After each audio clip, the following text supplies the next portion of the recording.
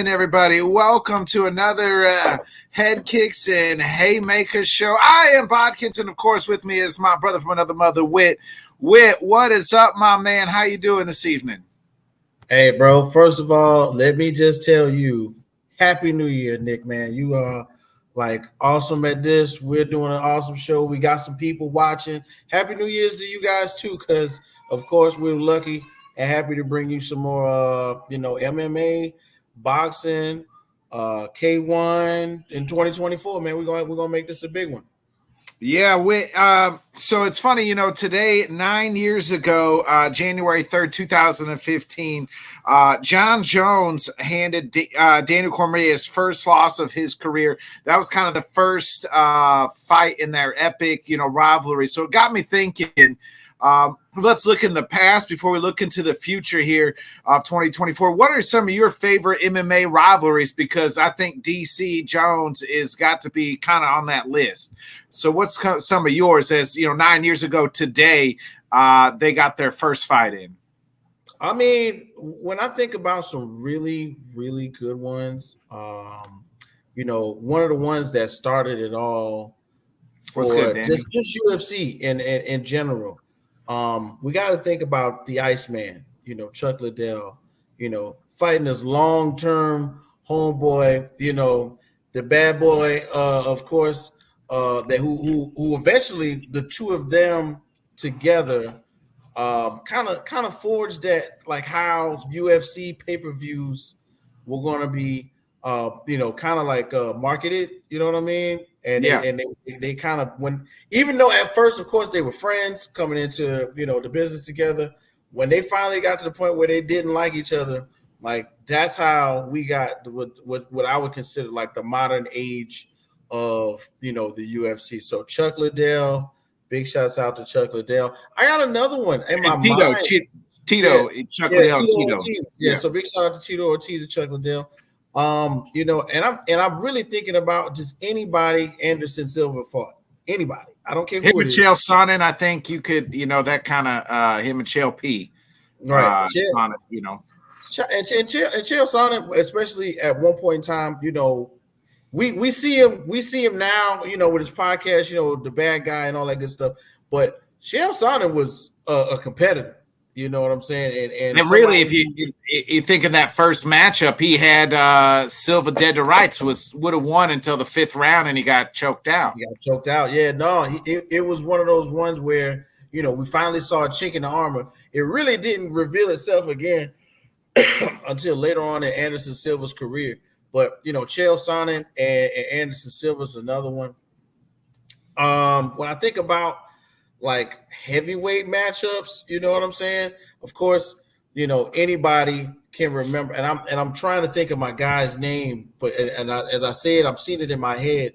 But that light heavyweight matchup with John Jones and they had the stand up banging like Alexander Gustafsson. Yeah, Gustafsson. Yeah. Oh man, that Alexander Gustafsson fight was one of those where you had to where you were when you watched that one, because we had never seen John Jones take that much damage or somewhat be taken to that deep of waters. But at the same time, we got to see what the heart of a champion looked like. Like John Jones fought through so much adversity in that match, and Gustafsson put on the best performance one of the best performances against a great.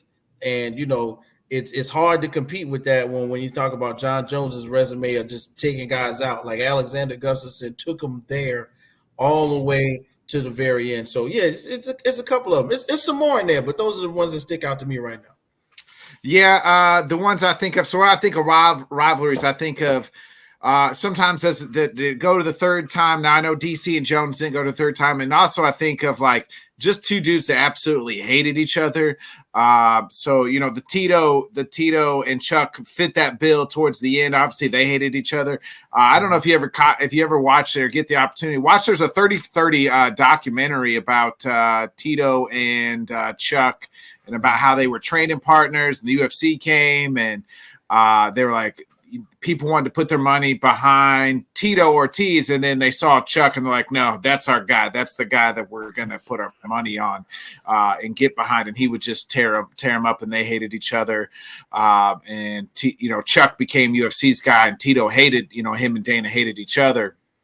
But Khabib and Conor, I know we only got one of those, but those, that's rivalry that they still hate each other. They refuse to do anything.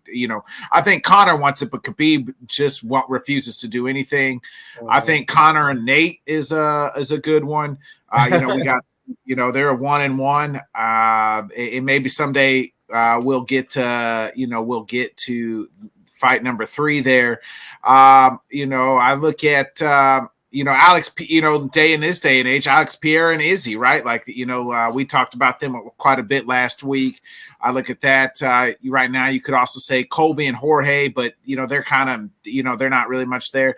And here's one, it's a lot of mutual respect, but what about, to me, Dustin Poirier and Poirier and Conor, Poirier and Gaethje. It seems like there's mutual respect, but they both been 1-1 now in their rivalries. So I feel like there's a lot of mutual respect there, but more Conor and Poirier you could say, and even DJ and Henry Cejudo, they fought. I think they fought 3 times, and and there's mutual respect now. I don't think they ever was bad blood, but just mutual respect. Where DC and John Jones had, they hated each other. They hated each other, man. So they've said some bad, DC said some awful thing, or Jones has said some awful things about DC and this and that, and there's still some beef there. I think even now you can kind of hear it when DC talks about Jones, but he admits that Jones is, the greatest of all time.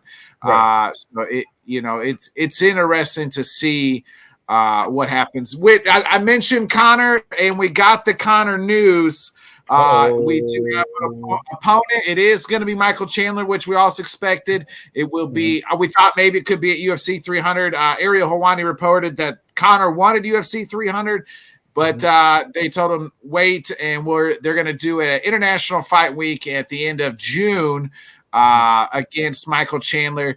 Now Conor said it's at 185, but I'm not buying the 180 the 185 win. Are you?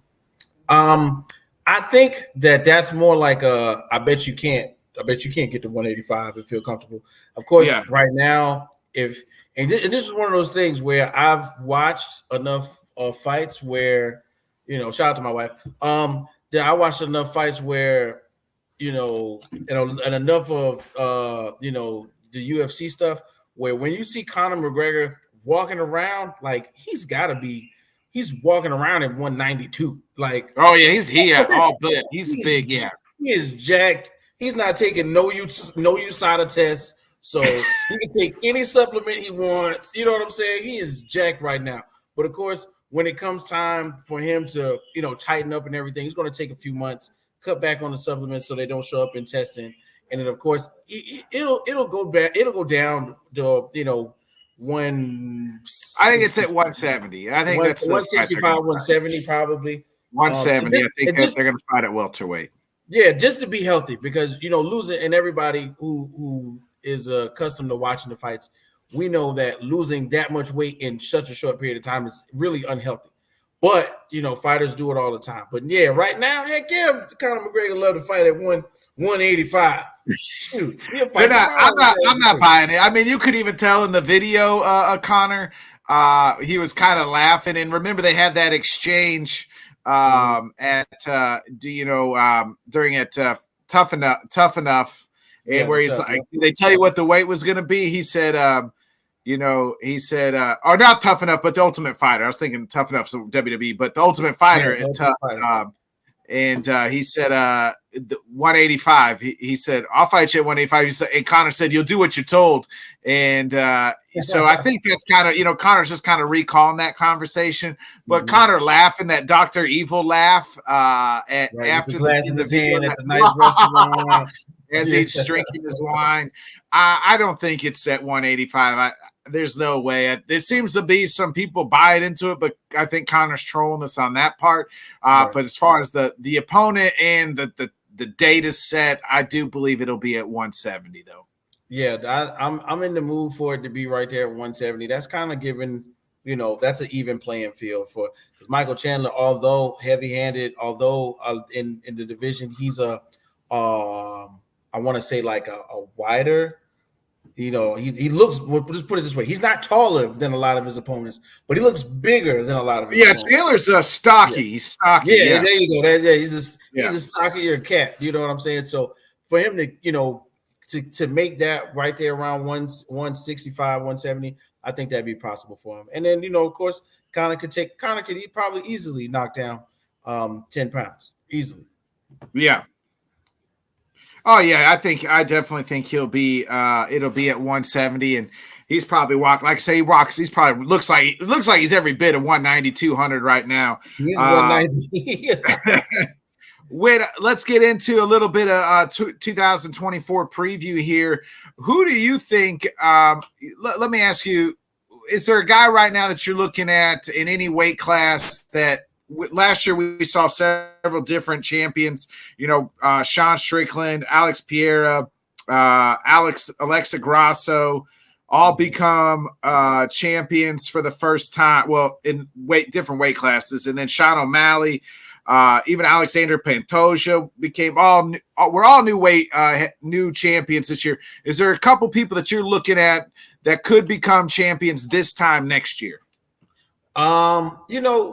The immediate one that jumps out to me, and it's not like I want it to happen, because I like both fighters in this, but in, let's say, February, you got 298, we got Volkanovski, Topuria.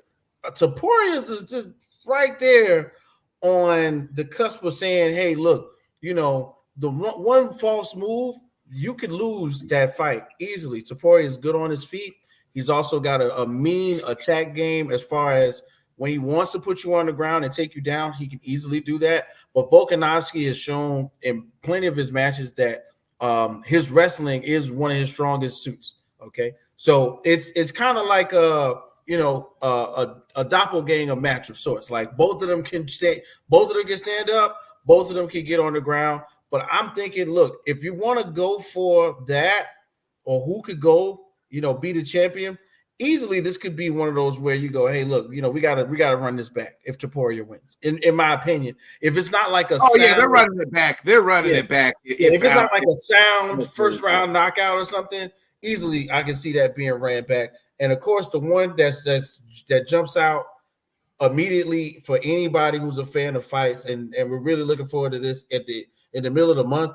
Strickland Duplessis. Oh, I don't care. They got to do that twice anyway, just because. No, they're not doing it twice. They're not doing it. First of all, they already fought one time in 296. Okay, yeah. We already saw that. So but in the ring, I am not taking away what Sean Strickland is good at, but Duplessis has pretty much put pressure on all of his opponents up until this point, where I don't think they see how strong he is and how good his technique is at what he does. It to me, Sean Strickland, I'm not going to say he won on accident, because he deserves to be there, of course, but Duplessis has the capability to shut it down immediately if Sean Strickland isn't paying attention. So I definitely got to look towards Duplessis and Topuria right now as saying, hey, look, they won at the beginning of the year, and that now they're champions in 2024, very early in the early enough to where towards the end of the year they could be doing their first title defenses. You see what I'm saying? Yeah, I got you. So here's I've been reading some reports online, and nothing's granted yet, but I think we're gonna get UFC 300. You're gonna get Leon versus Bilal, and there's rumors that that's when we'll get Izzy. Izzy will get the winner of this DDP versus Sean Strickland fight at 300. And you're exactly right. I think in 2 weeks' time we'll have our first new heavyweight new champion of the year, and his name will be Dricus Duplessis, DDP. I think he beats Sean Strickland, and we'll preview that whole card in 2 weeks' time. But we're just 2 weeks away from that fight, and I think he wins. There's a guy right there. I am torn on the Volk and Ilya, so I'm not going to say that one. But another guy, I've been very high on is my guy Shavkat Rakhmonov. I think he's going to be by the end of the year he'll be welterweight champion. I think if to me I've laid out this scenario. If it is Leon and Bilal at UFC 300, that's in April. Leon has said he wants to fight again in the summertime in London. You do that fight sometime between now and then. Shavkat gets one in, whether it's Usman versus or it's Burns. Or I think Burns has got to fight. Maybe I think Burns has got to fight somebody. I think so. I think you're right. He's got a fight booked, I think. But let me look at the welterweights here. So Shavkat is 3. So he needs really one more. Maybe do him and Colby. We were saying last week, hey, look, and this is absolutely he does got to fight. Burns has got Jack Della Mella coming up in March. Okay. At UFC 299. But get Shavkat one more before the summertime. He wins that fight. You do him and Leon in the summer. Shavkat wins the welterweight champion, and that's kind of like my big, a guy that I think it's going to be on the rise as far as a future title holder that's not a champion right now.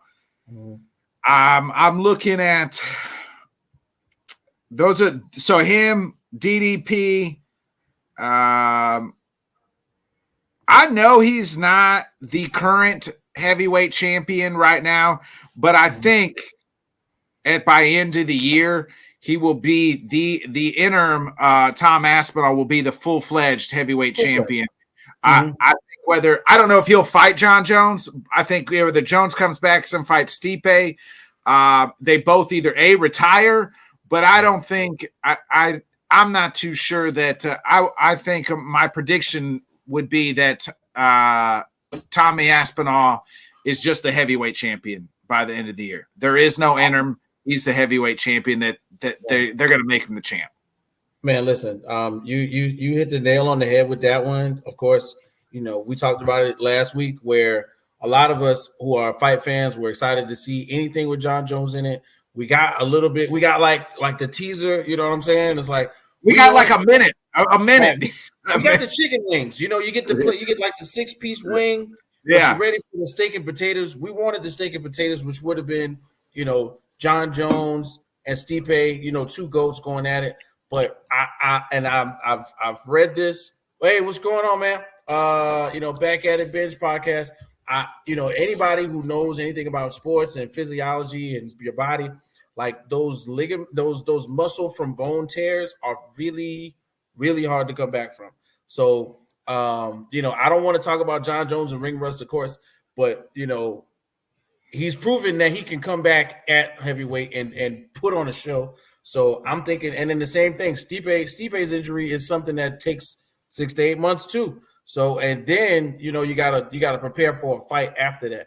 So I think, Dana White's going to have to make some executive decisions and say, hey, look, we're going to make it Tom Aspinall, the champ, regular champ, whatever.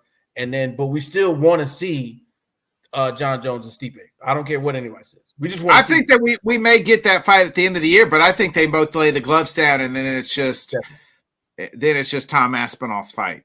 That's it. Yeah, that. And to me, you said it, bro. That makes a lot of sense.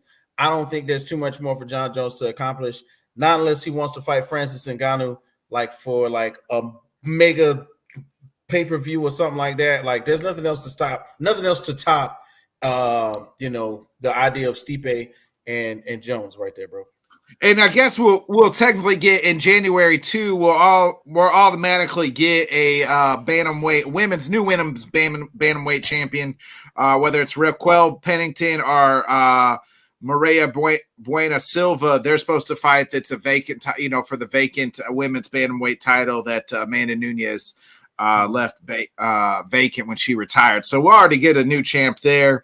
Let me ask you this. If you could make just a the best fight, if you could, I'm giving you the pin, any weight class, who is, a couple fights that you would just be like, hey, I just want to see these guys fight.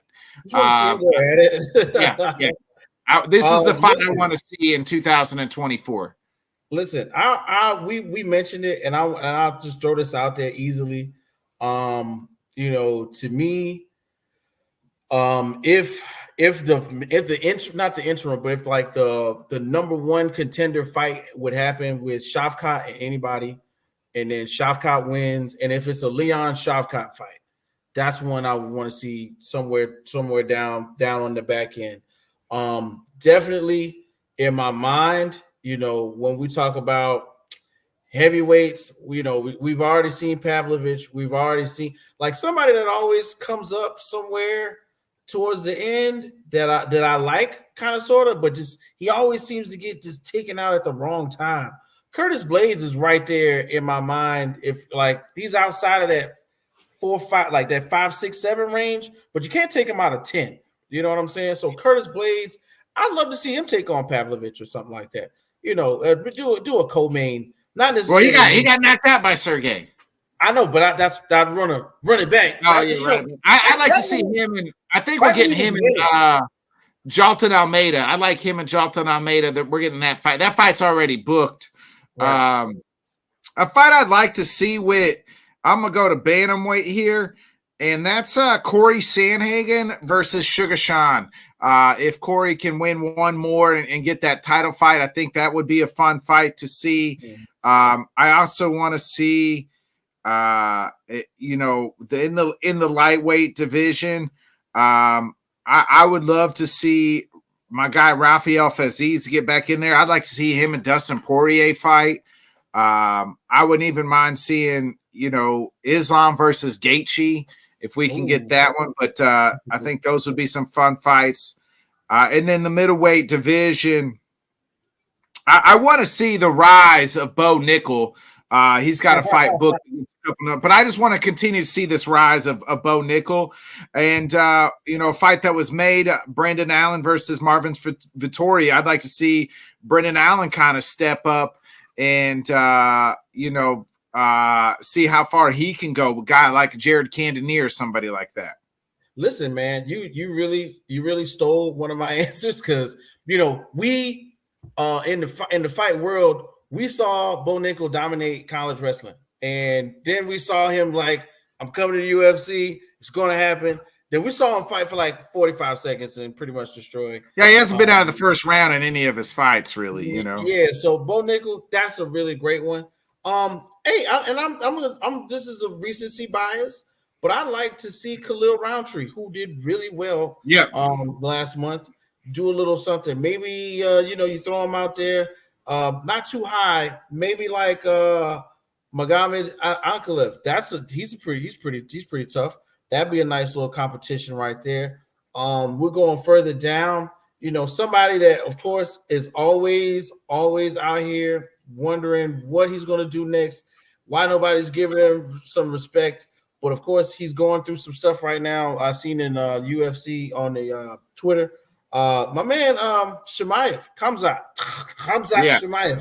You know what I'm saying? Alhamdulillah, that's my guy right there. He's always somehow right there on the edge of like nobody wants to fight him, but he's also not proving anything against somebody worth it to be a title contender. Is this the year Khamzat fights somebody up top? And is this the year he can get to the title? That's a good question, because I was just I was actually on TikTok making I somehow was talking about Khamzat. 3 years ago in 2000, when they first went to Fight Island, he was the star. Remember, he fought like twice in 7 days or something like that. It was something wild. I want to say he fought like 3 times in 2 months or 3 times. Yeah, it was something wild, right? And he was just murking dudes real quick. And you're like, man, they were boosting this kid. And Dana White still boosts this kid. In any interview, it seems like I listen to him, he's always talking about Khamzat. But the problem is he's been very inactive. He's only gotten about 1 fight a year, and now he's hurt. He's sick. Is this it? But my point was 3 years ago, you would have thought by now he would have been maybe a double champ, welterweight and middleweight champ.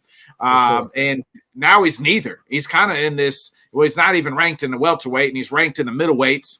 And he hasn't even ever fought a middleweight. He only fought Kamaru Usman at 185, and we all know Usman's a 170. And there's the storyline for 2024 is what weight class is Kamaru going to be in? I think, to me, let me ask you this way: what's the storyline for you that you're going to look out for in 2024? Yeah, I mean, you pretty much brought it up right there. And I got two. Really, it's two. Where does Leon Edwards go as a champion? Is he going? As we stand now, he's really on that streak, or one of those powerful streaks where he's setting himself up as some of the best have ever to do it. You know what I mean? Will he take on tougher competition? Because I am not talking down on Colby Covington. But it's okay. Kobe didn't do nothing. It's like, no. I will say this too about Leon. Like that wasn't Leon's fault. That's the UFC's fault. Right. UFC put Kobe in there. Yeah, UFC put Kobe in there, and it kind of dulled me out. But if we can get Kobe, if we can get Leon, to have better competition and maybe put on one of these fights, and it might be Shavkat. It's a possibility. You know what I'm saying? I forgot. We just were talking about somebody coming out of retirement as a possibility. But Jorge. Yeah, I mean, of course you're not gonna throw Masvidal in there, right there. If Masvidal comes back and he wins one or two, they got that beef. The prior to beef, right? Yeah. That would be interesting. Yeah. Leon's always wanted to get that back. Who knows if Jorge, he's unretired, and I know he's under contract with the UFC, but maybe they can work out something. And we talked about it on a previous show, him and Mike Perry and the old bare knuckles. Right. And listen, when this is an MMA show, so we got to include that. BKFC is really doing some things with this matchmaking right now. So in the sense of where it could go if he's out here working. I seen a picture. I don't know if it was a recent picture, but him and Uriel Romero out there looking svelte. First of all, let me tell you something. I don't know what supplements Uriel Romero's on at age 52, but I want to look like that in my dreams. Like, I promise you, I want to be 50 something and look like Uriel Romero. Okay, because for some odd reason he's not fighting anybody. But he's in shape. He probably could beat the crap. Oh, he's always in shape. He's always jacked. Definitely. So if he that's a possibility when we're thinking about Jorge coming back. But I'm really interested in what goes on with Leon Edwards as a champ. He's tackled some issues. He kind of battled his demons with the head kick, dead shot, bang. But from there, where is the next person that is really challenging to his throne? And I want to see what goes on with that one. Yeah, I got two. It's kind of blunt. I got two storylines just in MMA as a whole. My first storyline is what's the UFC going to do with some of these aging stars, a la Conor McGregor? Like, we know we're getting Conor back. Is it going to be multiple fights this year? Is it going to be just the one fight? What happens if he loses to Mike Chandler? You know what I mean? Like, is that John Jones and Stipe? What happens there? Are we going to get that fight? And then what happens afterwards? And then you can even add Nate Diaz. Like, is Nate Diaz going to come back to UFC? These aging stars that kind of help build the UFC to what it is today. And now now they're all under this one, they're the ones that kind of made this what it is. And now you got other new stars, Leon and Shavkat and Islam and those guys, Sean O'Malley. But what are they going to do with these aging? Where are these aging stars going to go? And I'm interested to see this PFL Bellator, reunion or a merger, and just kind of see where it goes and what happens, here. Listen, man, that was, we talked about it in depth about maybe 2-3 weeks ago, and it's huge to think that one of the main things that we as fight fans have to look forward to is a merger of brands. How will they put it together? When will the speculated, champ versus champ, Bellator versus PFL happen? Because, although these aren't some of the marquee names that we may not, that the general public may not know, a lot of these guys are in these gyms with champs from the UFC. They're training every day, and this is something that I think will put the stamp on 2024 for like, okay, we're on notice now. We gotta pay attention to that. So I'm glad you brought that up. And then of course, what's up with Arman Sarukian? Like, when we gonna see? We're gonna see Arman Sarukian again. Like, yeah. I mean, he shook Bobby Green out of his shoes, messed him up, for his fight. But when we're going to see the Sarukian Green fight?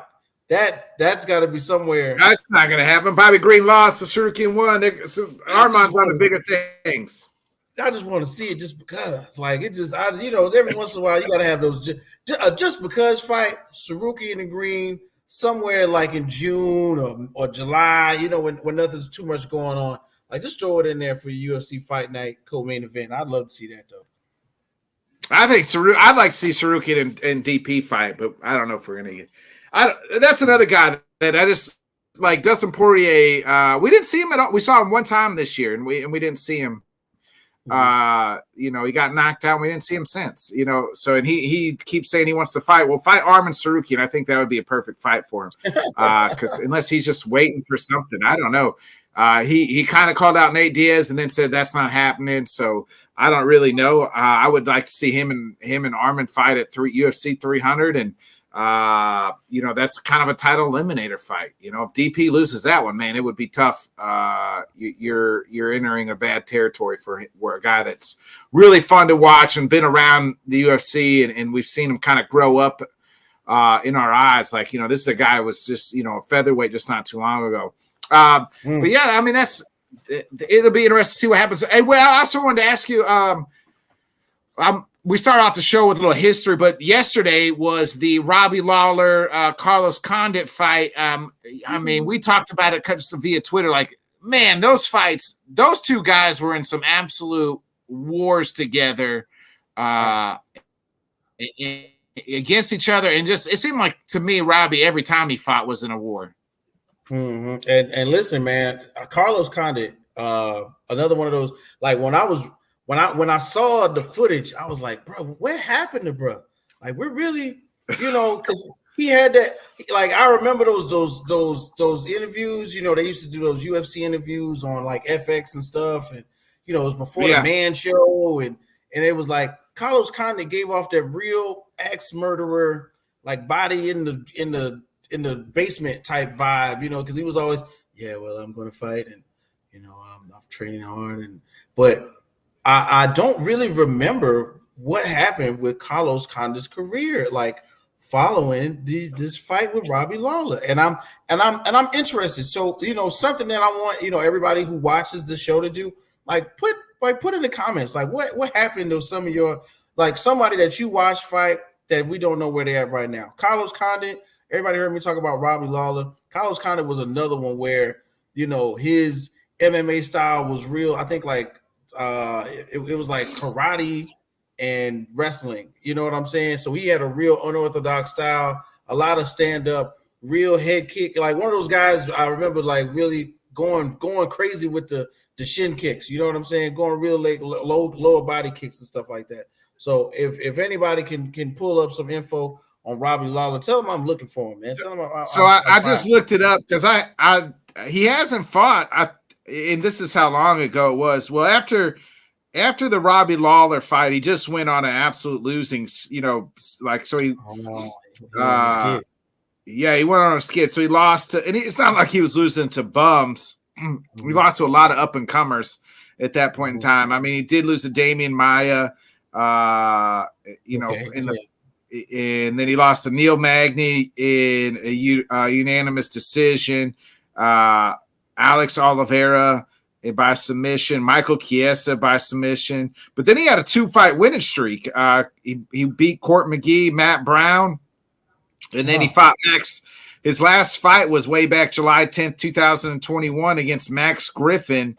And he lost that one. But so I mean he is 40 something years old with, so yeah, he might be out. It's time to hang it up. But I mean, he was at one time, he was a bad dude, and who was fighting, had some title fights, was the WEC champion, and then got into the UFC. Remember, he beat Nick Diaz. He beat Nick Diaz for the welterweight strap, UFC 143, way back in 2012. Then he fought GSP, lost to GSP. GSP, man. Shout out to George. Yeah, I mean that's the GOAT to me. I mean GSP's him and Jones, and then had some wins, and then got the Robbie Lawler fight and lost that close split decision. I mean, if you go back and watch that fight, it was a lot of fun. And after, I think you get in those wars like that though, that just changes you. You know what I mean? Roy McDonald, the guy, just was never the same after some of those wars. I mean, look at Tony Ferguson too. Like you get in some wars and they just change you. They just never. Man. You're completely right about this. And one thing that I left out, about when we're saying, some of the interesting storylines of 2024, and we got to talk about the boogeyman. We got to talk about Alex Pereira. What is Alex going to do? Is he going to become triple champ? Maybe, because he did threaten putting on some more weight. I don't think so. I think Alex loves to troll just like everybody else. So anything is possible when it comes to this man, in my opinion. It is. But right now, who's going to step up at heavyweight, light heavy, to challenge him? And that's a fight we'll see. Is him and the former champion. His name's now Jamal Hill. Sweet dream. Jamal Hill. And I'm not gonna talk bad about Jamal Hill, but I think in the back end of that'll be the second quarter of 24, probably, and maybe even the third or fourth quarter, because he tore his Achilles in like July, and usually takes he's no Aaron Rodgers, so he's not. So it'll take some time. And I think we could see him on UFC. Maybe that Connor fight, Connor card, or maybe even later, maybe the next pay-per-view after that or so. And just like you said, man, so really the storyline, not just focusing on Alex Pereira, but what's going to happen with that heavyweight, that light heavyweight situation right there. Who's going to end up stepping up or going down, and then Jamal Hill returns. So that means somebody's got to go down a little bit, and Jamal Hill's got to be risen up, because right now it's a possibility that, like you said, the first thing that gets thrown in his wake, as far as who's going to win, it'll be Jamal Hill, and then we'll have to see after that. Shout out to Yuri Prohaska too. Of course.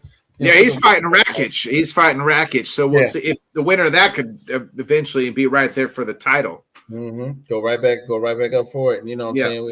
And old man, every year, no matter what's going on, old man Glover Teixeira somehow, some way. I don't know if you know as much about. Of course you do. I'm talking about our fans. I don't know if y'all know, man, but I swear I was playing like the first UFC game with Glover Teixeira. That's how long it's been. But it's been a while. I mean, he's not fighting anymore, but he's in the corner of Alex. So yeah. Like it always reminds me of like, when you see those guys still rear their ugly heads, he's one of them somewhere around there. Like, the close to Glover Teixeira's still in that division, wreaking havoc, man. But definitely light heavyweight. We got to pay some attention to it to see what's going to go on at 2024, bro. Yeah. Well, you got anything else to add before we get up out of here? Oh man, hey, check this out. So, LTS has been gracious enough to offer me the opportunity to help host the In the Hoop basketball show. We just did our first episode last week. Had a bunch of fun with Big Mike, Bobby G, Uncle Bill, and we're probably going to go back on later on this week. So make sure you keep your eyes open for that on the LTS network of shows. And then, keep your eyes open for me and Jay. We're going to do a little post college national championship conversation. We're not going to necessarily do a show, probably just going to keep it 20-30 minutes and recover from everything. And then back on Headkicks and Haymakers, man. So I'm ready for it. Yeah, I'll be back with the boys on the LTS show tomorrow night. We'll break down. We'll talk a little preview the college football championship game, Michigan and Bama. Or not Michigan and Bama, but we'll talk about the past game, and then we'll talk about Michigan and Washington. And then we'll break down week 19 NFL, right? There's 19. Put your predictions for who's going to win in the comments. Are you going for the Huskies? Are you going for the Wolverines? Even though this is an MMA show, we talk about everything behind the scenes. Yeah. We want to know who you're going for. So if you're with Michigan, let us know. You want to see what happens with Will Penix Jr., Big Penix energy. Put it in the comments, man, right here for Headkicks and Haymakers. No doubt. And then we'll be back next week. We finally got some fights next Saturday, Woo-hoo! So we'll preview that card and more, and any other MMA. Talk about any other MMA news that happens throughout the week. For my guy Whit, I'm Bodkins. It's been another great episode of Headkicks and Haymakers. Be a friend, tell a friend, folks. Like, subscribe, share. We appreciate y'all tuning in, all the comments, and everybody checking us out. We will see you next week, next Wednesday, probably about the same time, 8 Central, 9 Eastern. So we'll see you then, folks. What did Cam Newton say? One pinky, one finger, one thumb. I don't know. God dang it. Cam lost me, man. Cam lost me.